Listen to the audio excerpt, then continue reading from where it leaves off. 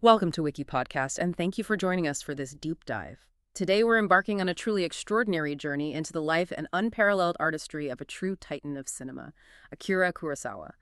As part of our History Makers series, specifically focusing on visionary artists and creatives, our mission is to unravel the unique language of cinema. He forged a language that transcended borders and continues to shape how stories are told on screen today. Get ready for some profound insights, surprising connections, and a captivating narrative of a man who reshaped global filmmaking. It really is an incredible story. Kurosawa's path to becoming one of the most influential filmmakers wasn't straightforward. It really began with this rich tapestry of early life experiences that profoundly shaped his unique perspective and, I think, his artistic fearlessness. Okay, let's unpack those foundational years then. Born March 23, 1910, Tokyo. Youngest of 8 kids, moderately wealthy family. What really stands out to me is his father, Isamu. Samurai lineage, but apparently quite open to Western ways. Yeah, that's right. He actually encouraged the kids to watch films from a young age, which feels, well, pretty forward-thinking for that time and background. Absolutely.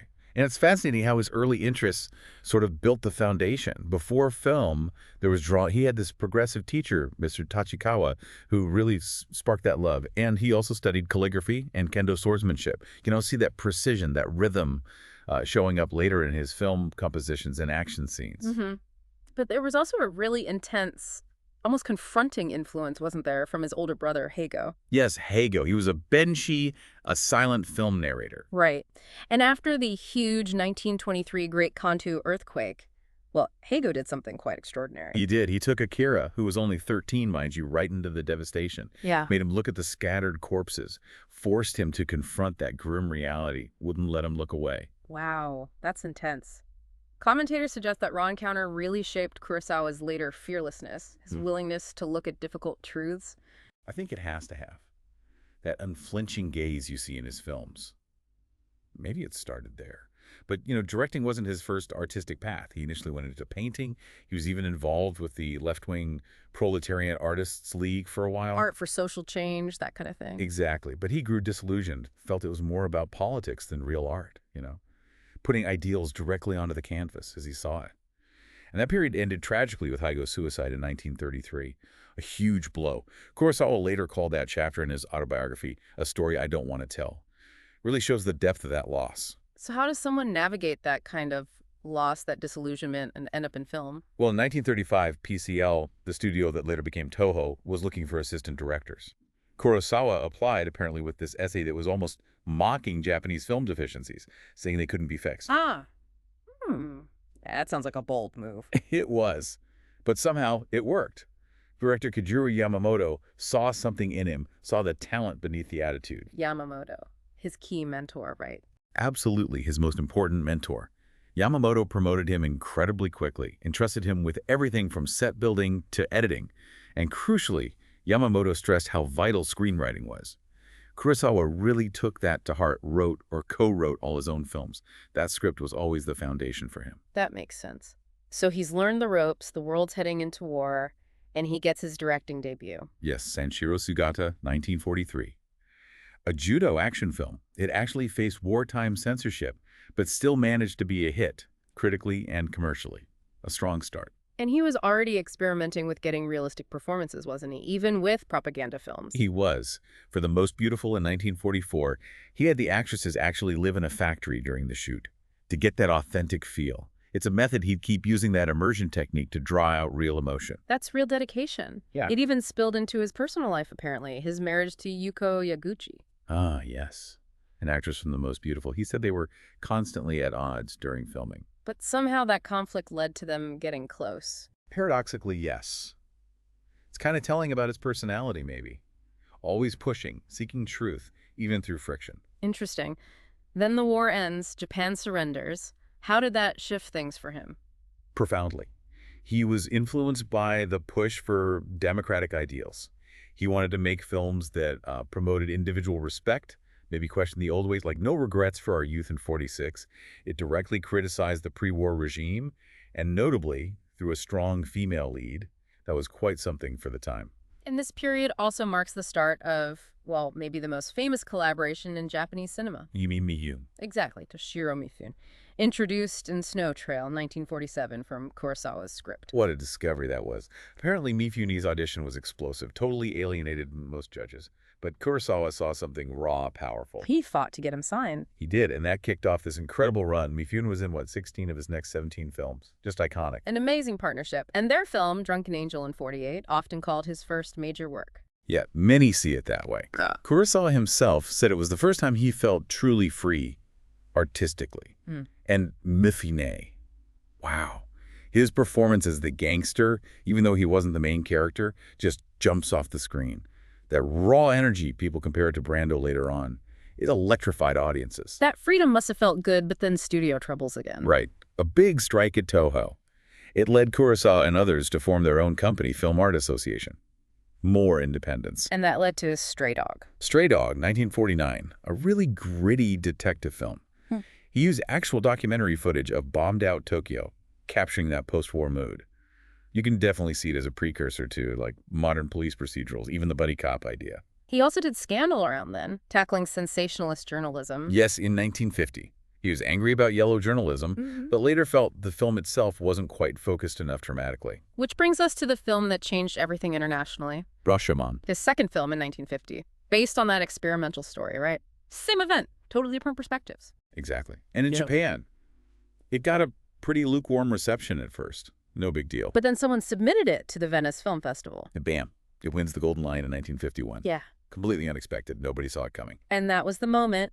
Suddenly, the West wakes up to Japanese cinema. Yeah, totally. It wasn't just the award. It was the film itself. That narrative structure, showing truth is subjective, fractured. It blew away Western ideas of linear storytelling. It opened the floodgates. It's just incredible. So after that global shockwave, he reunites with Toho. He does. And directs Akira in 1952, a very different film, inspired by Tolstoy. About the bureaucrat with cancer searching for meaning. That's the one. Critically acclaimed, commercially successful. It handled profound themes with this sort of satirical edge that kept it from getting too sentimental. A really beautiful film. And then the big one, the epic. Seven Samurai, 1954. His first proper samurai film, and what an entrance. 3.5 hours long, hiring samurai to protect a village. It was massive. Took almost a year to shoot, went way over budget, became the most expensive Japanese film ever made up to that point. So it paid off. Huge hit. Huge. And its reputation now. I mean, many consider it the greatest Japanese film ever. Consistently ranks high in global polls. Its influence is just immense. He wasn't just doing epics, though. I Live in Fear in '55 tackled nuclear anxiety. Right. Very contemporary. Reflecting real fears in Japan after radioactive fallout incidents. Showed he was still tuned in to current events. And he kept adapting classics, mixing influences. Macbeth became Throne of Blood, 1957. A masterpiece of adaptation. He didn't just translate the story. He infused it with Japanese no-theater techniques. that stylized movement, the masks. Exactly. It adds this incredible unsettling power. He also did Gorky's The Lower Depths the same year, just showing incredible range. And then The Hidden Fortress in '58. More action-adventure, lighter tone. Yeah, a big box office success in Japan. Yeah. But its real legacy might be its influence on George Lucas. Star Wars. Absolutely. Lucas has been very open about it. The story told from the perspective of the two bickering peasants. C-3PO and R2-D2. Right. And the princess, the roguish general. The parallels are clear. It's wild how that connection happened. That success helped him gain more independence too, right? Setting up his own company. Yes. Kurosawa Production Company in 1959.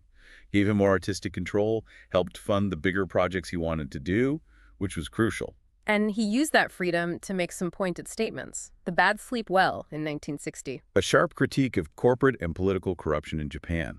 It really tapped into contemporary protests against big business power. He wasn't afraid to bite the hand that fed him, so to speak. He seemed to love taking genres like the Western and just turning them on their head. Oh, definitely. Yojimbo in 1961 is a prime example. The violence was graphic for the time. The hero was morally ambiguous. It broke the mold. And famously got remade by Sergio Leone. Right, a fistful of dollars. Scene for scene, pretty much. Unauthorized, but it basically launched the spaghetti western. Yojimbo's sequel, Senjuro, was even bigger at the box office. His range was just incredible. Next came High and Low in '63, a suspense film about kidnapping. Yes, a crime he personally detested. The film was another huge hit, critically adored. Ironically, some blamed it for a spate of kidnappings in Japan afterwards. Wow, the unintended consequences of art. It really shows the power cinema can have. Then came Redbeard in 1965, a period film, humanistic themes, set in a clinic for the poor. Another success, but also a turning point. A major one. It was his longest shoot ever. But more significantly, it was his last film with Mifune. The end of that legendary partnership. Yeah, and Kurosawa himself felt it marked the end of a cycle in his work. It was definitely the end of an era, leading into a much more difficult phase for him. And that phase involved trying to work in Hollywood, which didn't go well. Putting it mildly, it was really challenging. His project Runaway Train got canceled. And then Tora, in 1968, the Pearl Harbor film, that became, in his words, an almost unmitigated tragedy. What happened? A culture clash. Big time. He struggled with the Hollywood system. His meticulous methods baffled the American producers. They ended up firing him. There were even whispers questioning his sanity. It was a devastating blow for such a respected director. A really, really tough time. His friends actually formed a group, the Club of the Four Knights, other major directors, to help him get financing for his next project. That's good he had support. What came next? His first color film, Dodesuken, in 1970. Visually unique, experimented with primary colors, but it lost money. The pressure, the setbacks, it all became too much. In 1971, Kurosawa attempted suicide, a very dark period, a lot of uncertainty about his future. That's just heartbreaking. How did he come back from that? An unexpected offer, actually, from the Soviet Union. Mosfilm invited him in 1973 to adapt Dersuzala. A story he'd wanted to film for decades, right? Since the 1930s, yeah. And making it this quiet, beautiful film about friendship and nature was a kind of healing process, it seems. It won the top prize at the Moscow Film Festival and, significantly, the Oscar for Best Foreign Language Film. It really put him back on the map. And then Hollywood came calling again, but this time with allies. Exactly. George Lucas, who owed so much to Hidden Fortress for Star Wars, and Francis Ford Coppola, another huge admirer, they used their clout to help 20th Century Fox back his next epic, Keijimusha, in 1980. The Shadow Warrior film. That's it. Visually stunning. It won the Palme d'Or at Cannes, was a huge international hit. It completely restored his global reputation. A massive comeback. And he followed that with what many, including himself, consider his magnum opus. Ran 1985, based partly on King Lear. Just a brutal, breathtaking epic about betrayal, war, madness. Visually spectacular, funded by a French producer this time. Yes. Sadly, his wife died during the production, but Kurosawa later said Ran was his best film. And even though Japan didn't submit it for the Best Foreign Film Oscar? Right, but fellow director Sidney Lumet actually led a campaign. He felt Kurosawa deserved recognition and got him nominated for Best Director. That shows the immense respect he had among his peers. His later years were still incredibly productive, weren't they? Very personal films. Very much so. Dreams in 1990 was literally based on his own dreams. Steven Spielberg helped get it distributed internationally, and it was in 1990 he received the Lifetime Achievement Oscar. That's when he gave that amazing speech saying, "I'm a little worried because I don't feel that I understand cinema yet." Incredible humility from a master. Isn't it? He kept working. Rhapsody in August in 91 dealt with the legacy of the Nagasaki bombing, and his final completed film, Matadayo, in 1993, about an aging professor. The title means not yet. It feels so poignant, coming from an 81-year-old director still passionate about life and work. A life dedicated right to the end, even after an accident confined him to a wheelchair in 95. Yes, that ended his directing hopes, sadly. But he kept writing, creating storyboards, visual plans. He passed away on September 6, 1998, aged 88, leaving this monumental legacy. Even screenplays produced after his death, like After the Rain. His vision endured. So looking back at that incredible career, what are the hallmarks? What is that Kurosawa signature? Well, his style was bold, dynamic, influenced by Westerns, yes, but utterly distinct. He was involved in everything, script to editing. The script, he always said, was the firm foundation. His crew was famously loyal, the Kurosawa Gumi, the Kurosawa Group. That speaks volumes about his leadership and vision. And technically, what were some of his go-to techniques? Oh, several signatures. He used axial cuts a lot, camera jumping closer or further along the same axis, creating this emphatic effect. Cut on motion was key for his amazing action sequences, making them feel fluid and dynamic across shots. And the wipes, his transition wipes are iconic. Absolutely. That diagonal wipe became his trademark punctuation. And his use of sound was often clever sound-image counterpoint, where the music or sound might ironically contrast with the image, adding another layer of meaning. Beyond the style, there are recurring themes, right? Things he kept returning to. Definitely. The master-disciple relationship is huge in his work. The idea of the heroic champion, often an outsider, stepping up to fight injustice. Extremes of weather, rain, wind, heat often reflecting intense human emotions or turmoil. And cycles of violence, the brutality within history. Eve themes. His impact is just undeniable, consistently ranked as one of the all-time greats. For sure. Asian Week and CNN named him Asian of the Century for arts and culture. That's major recognition. And the sheer number of filmmakers who cite him as an influence, it's staggering. Bergman, Fellini, Spielberg, Lucas, obviously. Satyajit Ray, Polanski, Coppola, Tarkovsky, Lumet, who called him the Beethoven of movie directors. Wow, Beethoven, that's high praise. It is. Even contemporary directors like Wes Anderson, Zack Snyder. His visual language just permeates cinema. Lucas said Kurosawa was one of his strongest creative inspirations. Though he wasn't without critics, especially in Japan sometimes. Accusations of being elitist or too Western. Yes, that criticism existed, particularly about how he portrayed peasants sometimes. But he had a powerful defense. He said, basically, that the peasants were ultimately the strong ones, connected to the earth, while the samurai were weaker, blown about by historical change. It flips the usual perspective. A fascinating take. And his legacy extends beyond just the films now. It does. The Kurosawa production company still exists. There's the Kurosawa Film Studio, the Akira Kurosawa School of Film at Anaheim University, even the Kurosawa Restaurant Group, apparently reflecting his love for Japanese food. And awards in his name continue to honor filmmakers. His influence is truly woven into the fabric of film culture. Thanks for listening. Write us your opinion in the comments on how Kurosawa's blend of Western influences and Japanese traditions created his unique language of cinema. And subscribe to the channel to help more listeners reach our episodes. Thank you and have an amazing day.